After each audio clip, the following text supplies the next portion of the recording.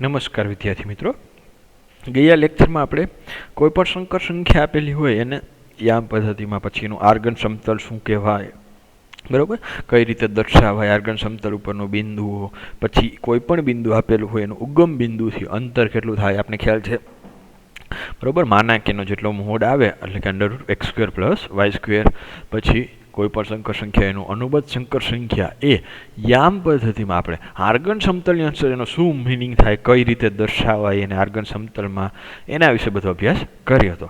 તો હવે આજે આપણે અભ્યાસ કરવાના છીએ કોઈ પણ સંકર સંખ્યા આપ્યું એનું ધ્રુવીય સ્વરૂપ. ધ્રુવીય સ્વરૂપ એટલે કે આર અને થીટાના ફોર્મમાં, એટલે કે કોઈ પણ સંકર સંખ્યા આપી હોય એનું એક્સ અક્ષની ધન દિશા સાથે કેટલો ખૂણો બનાવે છે અને એનું ઉગમ બિંદુથી અંતર કેટલું છે, એ સ્વરૂપે આપણે કોઈ પણ સંકર સંખ્યાને અનન્ય રીતે દર્શાવી શકીએ. તો એના વિશે આપણે અભ્યાસ કરીશું. તો પહેલાં હેડિંગ આપી દઈએ સંકર સંખ્યાઓનું ધ્રુવીય સ્વરૂપ, કે કોઈ પણ સંકર સંખ્યા જેમ આપણે x + iy સ્વરૂપે લખી શકીએ, એવી જ રીતે દરેકે દરેક સંકર સંખ્યાને એના ધ્રુવીય સ્વરૂપમાં એટલે કે આર અને થીટાના ફોર્મમાં પણ લખી શકીએ છીએ. કઈ રીતે લખવા, એના માટેના કયા નિયમ છે એનો અભ્યાસ કરીશું અને એના એક્ઝામ્પલ ગણીશું. હવે તો હેડિંગ આપી દઈ કે સંકર સંખ્યા ઓનું ધ્રુવીય સ્વરૂપ. ધ્રુવીય સ્વરૂપ,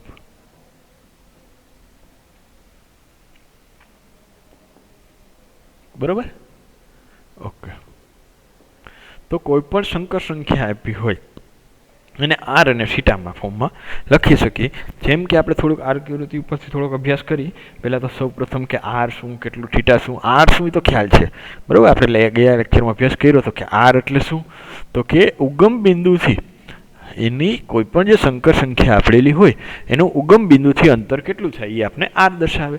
ઉદાહરણ તરીકે આપણે p(z) બરાબર p(x, y) કોમન છે કે હું ડાયરેક્ટ z લખું તો ચાલે. અહીંયા ધારો કે કોઈ પણ એક કોર્ડિનેટ છે p(z), બરાબર. ઓકે, એનું તો કે અહીંથી અંતર આપણી જે 0,0 છે ત્યાંથી અંતર, બરાબર. તો કે આ 0,0થી અંતર આપણું કેટલું થયું, આર. આર એટલે કે આપણે મોડ z બરાબર x² + y² સાથે મેળવતા. પછી આ જે સંકર સંખ્યા હોય એનું એક્સ અક્ષની ધન દિશા સાથે જે ખૂણો બનાવે એ ખૂણો થીટા. આ આપણો કોર્ડિનેટ એટલે 0,0, બરાબર. એને જે અક્ષની ધન દિશા સાથે જે ખૂણો બનાવે એ ખૂણાનું નામ કેટલું આપણે આપ્યું, થીટા, બરાબર. તો હવે આર અને થીટા મેળવવાના. જે આપણે આર અને થીટા વાળું જે ફોર્મ હોય એને એનું ધ્રુવીય સ્વરૂપ કહેવાય છે, બરાબર. તો કે આપણે આકૃતિમાં કોઈ બિંદુ P દર્શાવ્યું, P નું ઉગમ બિંદુથી અંતર આર છે અને એક્સ અક્ષની ધન દિશા સાથે થીટા માપનો ખૂણો બનાવે છે, બરાબર. એટલું લખી નાખી, થોડુંક લખી એટલે થોડીક થિયરી લખી એટલે જેથી કરીને તમને પછી ક્યારેય વાંચો તો તમને ખ્યાલ આવે. ધારો કે સંકર સંખ્યા, ધારો કે એક સંકર સંખ્યા છે z બરાબર x + iy, sorry x + iy, x + iy ને બિંદુ P વડે દર્શાવેલ છે. આકૃતિમાં જે બિંદુ P વડે દર્શાવેલ છે, ક્લિયર. અને એટલે કે અહીંયા ઉગમ બિંદુને આપણે O આપી તો કે OP એટલે કે જે રેખાખંડ થયો એ એક્સ અક્ષની ધન દિશા સાથે થીટા માપનો ખૂણો બનાવે છે. તો કે OP એ એક્સ અક્ષની ધન દિશા સાથે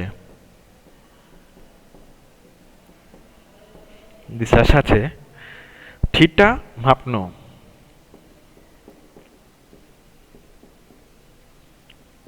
ખૂણો બનાવે છે. આટલું ક્લિયર?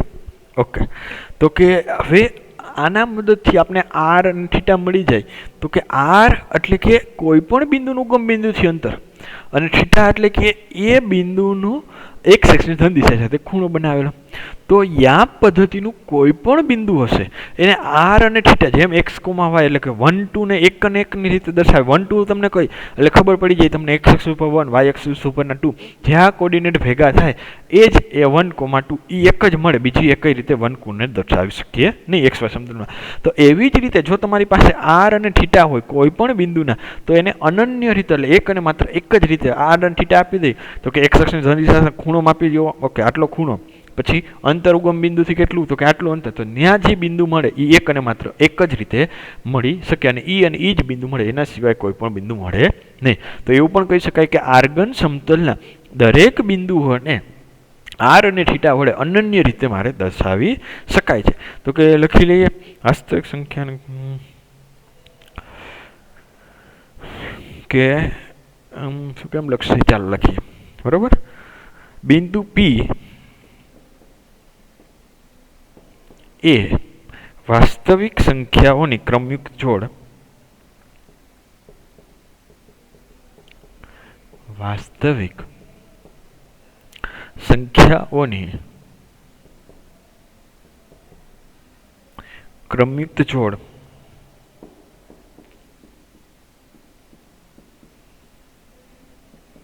કયા ફોર્મમાં, તો કે આર અને થીટા, ક્રમયુક્ત જોડ આર થીટા દ્વારા અનન્ય રીતે, અનન્ય એટલે કે એક અને માત્ર એક રીતે અનન્ય રીતે મેળવી શકાય. બરાબર, જે આપણે વાત કરી હમણાં. પછી બીજો પોઈન્ટ શું આપણે લખીશું કે આર થીટા રહીએ ને, આર અને થીટા ને હવે એક્સ વાય હોતા તો આપણે એને કાર્ટેશિયન આમ કહેતા. હવે આ જે આર અને થીટા ને બિંદુ પી ના કેવાય યામ કહેવાય, બિંદુ પી ના ધ્રુવીય યામ, બિંદુ પી ના ધ્રુવીય યામ, ધ્રુવીય યામ કહે છે. એક્સ વાય હોય તો આપણે એને કાર્ટેશિયન યામ કહેતા હતા, જ્યારે આર અને થીટા હોય તો આપણે એને કેવા કહેશી, ધ્રુવીય યામ કહે છે. નેક્સ્ટ પોઈન્ટ હજી એક લખી લઈએ. બરોબર, કે આ જે એક્સ અક્ષ, બરોબર, આજે જે ખૂણો બનાવવાનો હોય હંમેશા એક્સ અક્ષની ધન દિશા સાથે જ લેવા. જેમ કે આ તમે થીટા મેળવી ટેન થીટા, ટેન થીટામાં જે અક્ષ ઢાળ માળેને આપણે વાત કરતા હોય તો જે થીટા હોય એક્સ અક્ષની ધન દિશા સાથે જ વાત કરવાની હોય. તો આપણે જે બધી વાત કરશી એક્સ અક્ષની ધન દિશા સાથેનો જ ખૂણો હોવો જોઈએ. ભલે એ પહેલા ક્વાડ્રન્ટમાં હોય, બીજા ક્વાડ્રન્ટમાં હોય, ત્રીજા ક્વાડ્રન્ટમાં હોય, ચોથા ક્વાડ્રન્ટમાં કઈ રીતે હોય, ગમે એ ક્વાડ્રન્ટમાં હોય તો એને ફેરવીને આપણે કઈ રીતે લઈ આવવો એને અનુરૂપ આપણે લખશું. જે તમે બીજા ચેપ્ટર અભ્યાસ કર્યો હોય એમાં કઈ રીતે એંગલ બન્યો હશે, બરાબર, 4 quadrant, first quadrant, second quadrant, third ને ફોર્થ ક્વાડ્રન્ટમાં કેવી સંખ્યા આવે, કઈ રીતનું ઓલ એસટીસી બધા નિયમ તમે ભણી ગયા છો, સેકન્ડ ચેપ્ટર આપણે સાહેબે લીધું છે એમાં. બરાબર, તો એ જ એનો જ ઉપયોગ આપણે થોડો કરીશું. તો કે આજે એક્સ અક્ષની ધન દિશા સાથે ગુણ બનાવે તો એક્સ અક્ષની જે છે એને કઈ રેખા કહેવાય, બરાબર, એને આપણે થોડીક લખી લે કે ઉગમ બિંદુ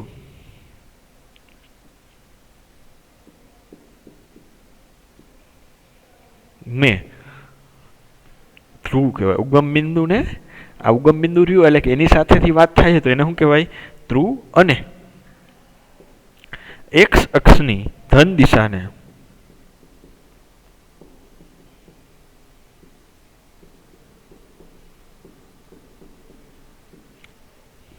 આદ્ય રેખા અથવા તો મૂળ રેખા કહે છે.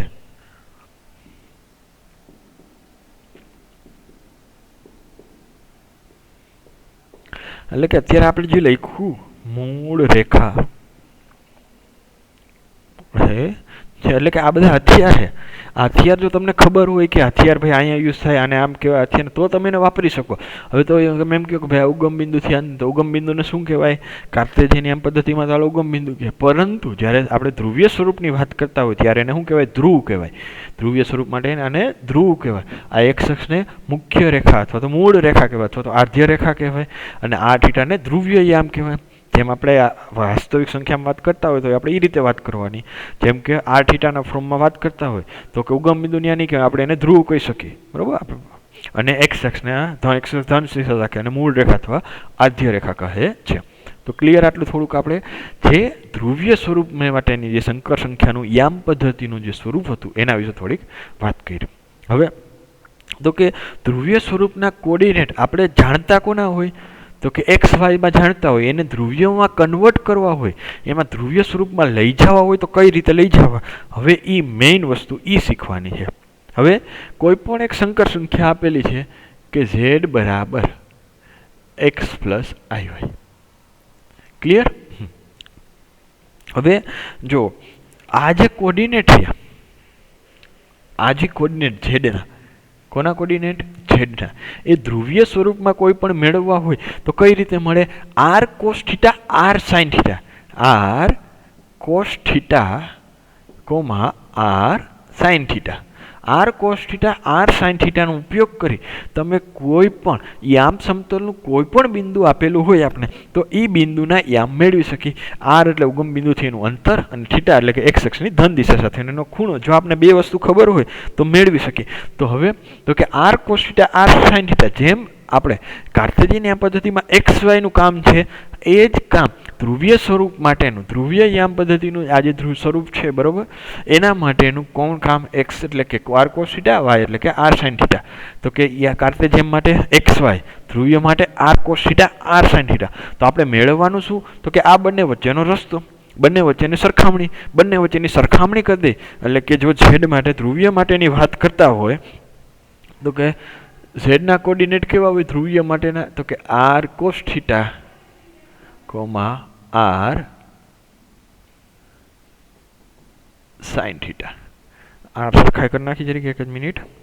પછી તો કે પછી શું કરવાનું? કાંઈ નહીં, બંનેને સરખાવી દો. મતલબ કે બંનેના એક્સ કોર્ડિનેટ બે હકીકતમાં દર્શાવે તો બે એક જ બિંદુના યામ ને. 1,2 હોય તો 1,2 ને હું એક્સ વાયની તરીકે લખી તો એમણે લખી શકીશ. પરંતુ જ્યારે હું r cos theta R sine theta ધ્રુવીય સ્વરૂપમાં લખીશ ત્યારે એના ફોર્મમાં લખીશ, પણ દર્શાવશે તો બંને શું કે એક જ દર્શાવે. આ Z1 ને આ અને Z2 આપી દઈએ નામ આપણે બરાબર એક્સ કોમા વાય આપણે એમ લખી શકીએ એમ. બરાબર, અહીંયા ન લખવું તો અહીંયા લખી નાખો ને એક્સ કોમા વાય.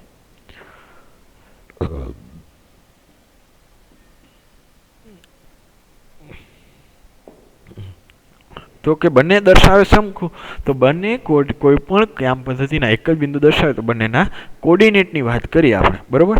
તો કે બંનેના કોર્ડિનેટ કેવા સરખા હોય? સરખા હોય, મતલબ કે એક્સ ઇઝ ઇક્વલ ટુ તો કે R cos theta, Y is equal to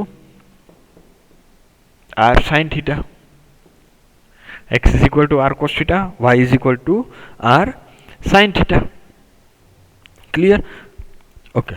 તો કે હવે તો કે R cos theta X is equal to R sine theta, તેથી ઝેડ બરાબર એક્સની જગ્યાએ Z1 ની જગ્યાએ R cos theta R sine થીટાની વેલ્યુ મૂકી દે તો શું મળે આપણે? R cos theta plus r sine theta.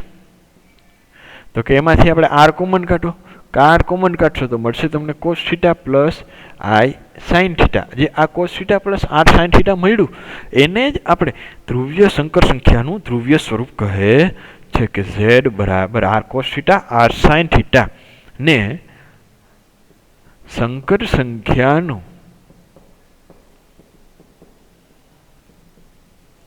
ધ્રુવીય સ્વરૂપ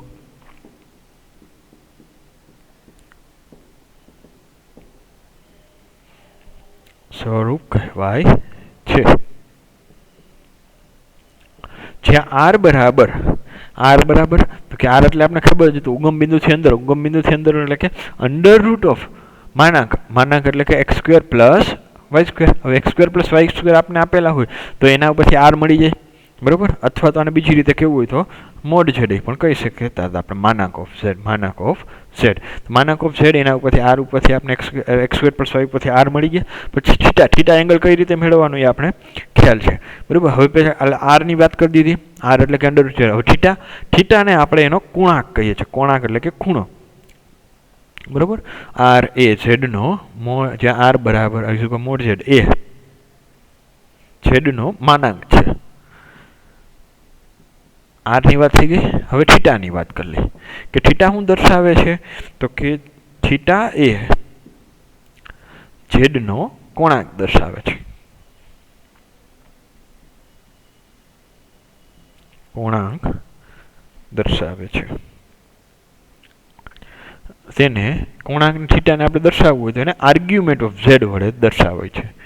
આર્ગ્યુમેન્ટ ઓફ ઝેડ વડે દર્શાવાય છે. હવે જુઓ,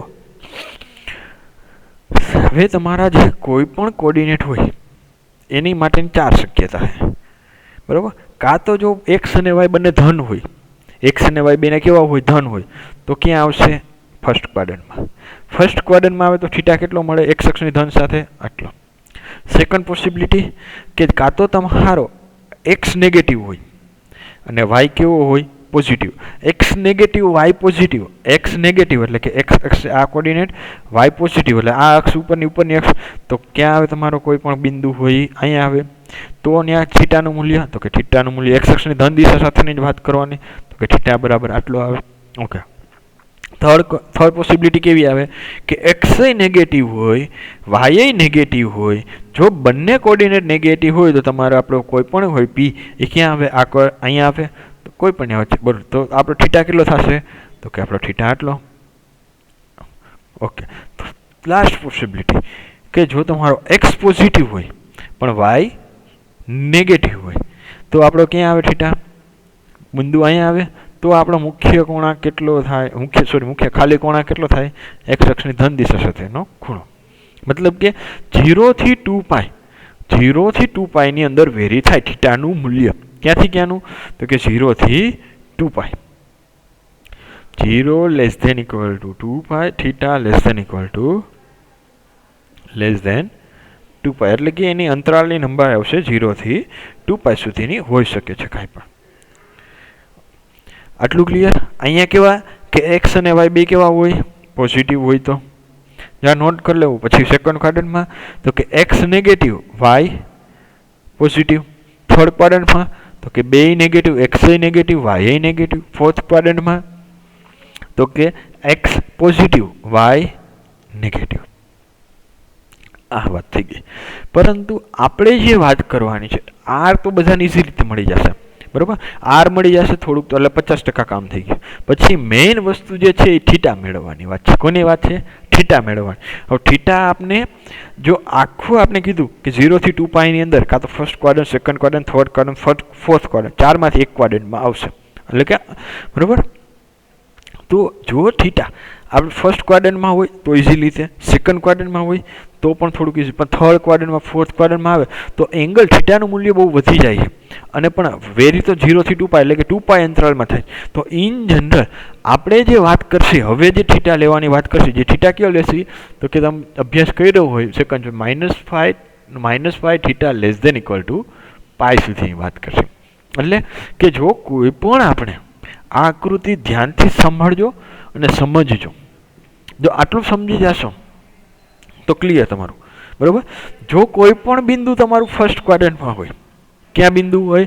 ફર્સ્ટ ક્વાડ્રન્ટમાં. એટલે તમને ખ્યાલ છે આની વાત કરીએ આપણે, બરાબર. અહીંથી જો ફર્સ્ટ ક્વાડ્રન્ટમાં બિંદુ હોય તો થીટા આપણો કેટલો થશે? આટલો થશે, બરાબર. હવે જ્યારે તમે ઘડિયાળના કાંટાની વિરુદ્ધ દિશા એટલે કે એન્ટી ક્લોકવાઇઝ, અહીં ઘડિયાળનો કાંટો કેમ ચાલે? ઘડિયાળનો કાંટો આપણે ખ્યાલ છે આમ ચાલે. એની વિરુદ્ધ દિશામાં ચાલો, એટલે કે આપણે કઈ ચાલવાનું? આ ચાલો. તો અહીંયા 0 આવે, અહીંયા π/2 આવે અને અહીંયા આવે π, બરાબર. તો ઘડિયાળના કાંટાની વિરુદ્ધ દિશામાં તમે ચાલો તો આપણા એંગલના મૂલ્ય વધતા જાય ફર્સ્ટ. અને જો ઘડિયાળના કાંટાની દિશામાં આની ઉપર ચાલો, ઘડિયાળના કાંટાની દિશામાં ચાલો તો અહીંયા 0 હોય તો અહીંયા આવો તો શું આવે? -π/2 આવે. અને અહીંયા આવો તો -π આવે, અહીંયા -3π/2. તો તમારા ઘડિયાળના કાંટાની દિશામાં ચાલો હોય કે ઊંધી દિશામાં ચાલો હોય, બરાબર. એ મેઇન વસ્તુ છે. તો જ્યારે ધ્યાનથી સાંભળજો, જ્યારે આપણો કોઈ પણ એક્સ અને વાય યામ આપેલો હોય એ પહેલા ક્વાડ્રન્ટમાં હોય અથવા બીજા ક્વાડ્રન્ટમાં હશે, બરાબર. પહેલા ચરણમાં અથવા તો બીજા ચરણમાં હશે તો ઘડિયાળના કાંટાની વિરુદ્ધ દિશામાં. તો પહેલા ક્વાડ્રન્ટમાં હશે તો કોઈ પ્રશ્ન જ નથી.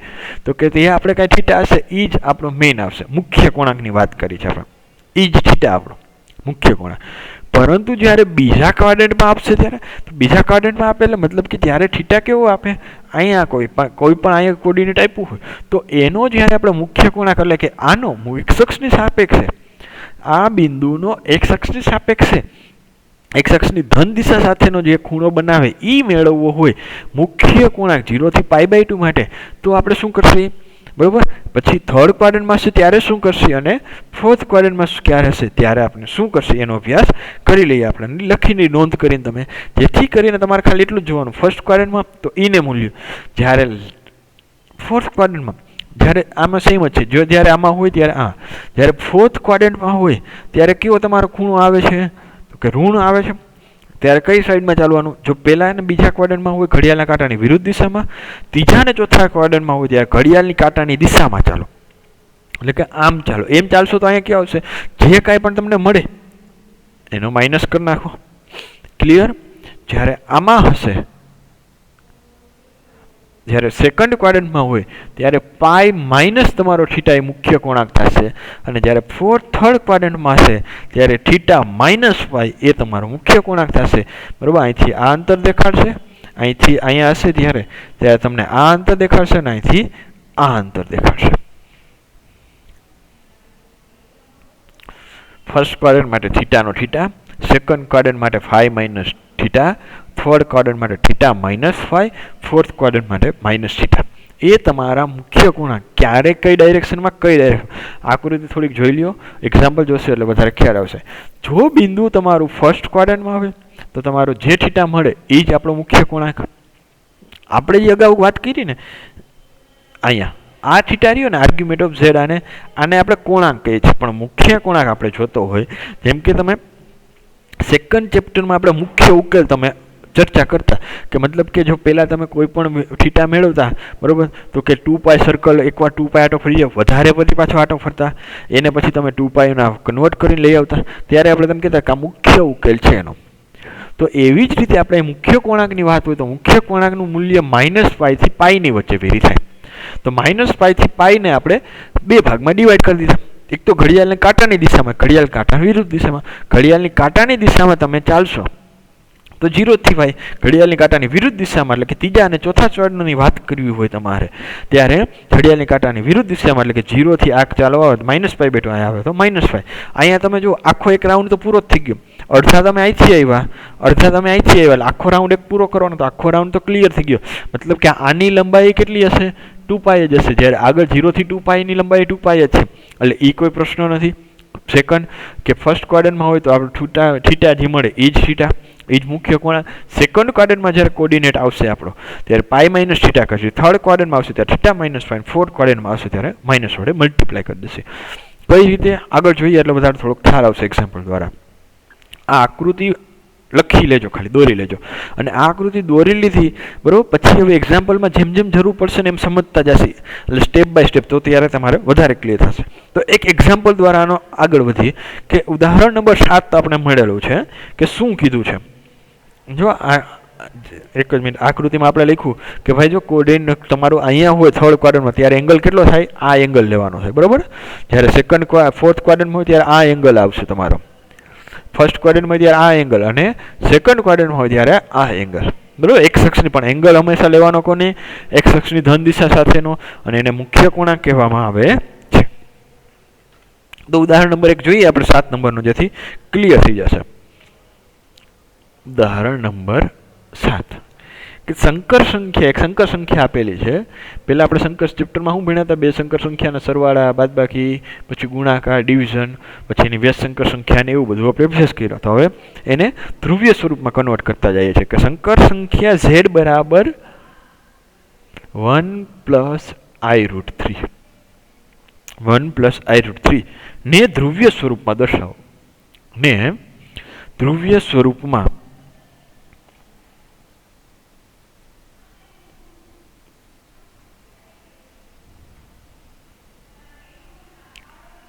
દર્શાવો. ધ્રુવીય સ્વરૂપમાં દર્શાવવાનું કીધું છે. ધ્રુવીય સ્વરૂપ એટલે કે r cos θ, કાર કાઉન્સની અંદર cos θ પ્લસ i sin θ. આપણે કીધું હતું કે આ વ્યાખ્યા લખી આવ્યું સંકર સંખ્યાનું z બરાબર આ cos θ પ્લસ i sin θ, ને સંકર સંખ્યાનું કેવું સ્વરૂપ કહેવાય, ધ્રુવીય સ્વરૂપ. આ યાદ રહ્યા મગજમાં. તો કે આ ફોર્મમાં આપણે લઈ આવવાનું છે. આ ફોર્મમાં લઈ આવવા માટે આપણે કોની કોની વેલ્યુ જોશે, z = r cos θ કાઉન્સ in the cos θ plus i sin θ. તો એક તો r ની વેલ્યુ જોડે, બીજી તો કે થીટાનું, બેનું મૂલ્ય આપણે જોઈએ. ક્લિયર. ઓકે, તો કે આર કોસ થીટા અને આર સાઇન થીટા માટે આર કઈ રીતે મળશે? તો કે આર આપણે ખ્યાલ છે x square plus Y square કરીએ એનું સ્ક્વેર રૂટ એટલે કે મોડ z એનો માનાંક લઈ લ્યો તો કે આપણે આર આપી દેશે. પછી તો કે પછી થીટા મેળવવાનો છે. થીટા કઈ રીતે મેળવવો એ આપણે જોઈએ. બરોબર, આપેલું છે તો એક્ઝામ્પલ નિરાતે સમજીને ક્લિયરથી લખશી સોલ્યુશન. તો કે અહીંયા z બરાબર 1 પ્લસ આઈ રૂટ 3 આપેલ છે. કઈ આપેલી છે? 1 પ્લસ આઈ રૂટ 3 આપેલી. બરોબર, હવે આજે જ આપેલી છે શંકર બરોબર, એને આપણે પહેલા તો ધ્રુવીય સ્વરૂપ સાથે સરખાવી. કેની સાથે? ને z બરાબર r cos theta plus i r આપણે અંદર ત્યાં મલ્ટીપ્લાય કરી દીધું આર આઈ સાઇન થીટા. પેલા એક્ઝામ્પલ છે એટલે બધું લખશે આપણે સર. બરોબર, સાથે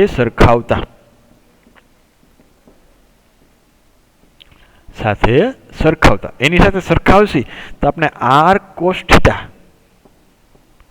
બરાબર કેટલા મળશે? 1 અને આર સાઇન થીટા બરાબર કેટલા મળશે? Root 3. Clear? R cos theta બરાબર 1, આર સાઇન થીટા બરાબર રૂટ 3. ઓકે, હવે તમે બે રીતે કરી શકશે આપણે. બરોબર, આર કોસ થીટા અને આર સાઇન થીટા મળી ગયા, આ એક પેલી રીત છે. બરોબર, સાથે સરખાવો. પછી તો કે તેથી હવે બે બાજુ આ બંનેને આ જે સમીકરણ છે આનો બંનેનો સ્ક્વેર કરો અને એડિશન કરો તો આર ની મૂલ્ય આપી દે, અથવા તો આર બરાબર √ x square plus Y square એના ઉપરથી આપણે મળી શકીએ. બરાબર, બંનેમાંથી તમને જે રીત અનુકૂળ આવે એ રીતે આપણે ગણશી. પહેલું એક્ઝામ્પલ છે આમ, તો બંને રીતે આપણે મેળવી. તો કે હવે બંને બાજુ વર્ગ કરી સરવાળો કરતા, બંનેના વર્ગો કરી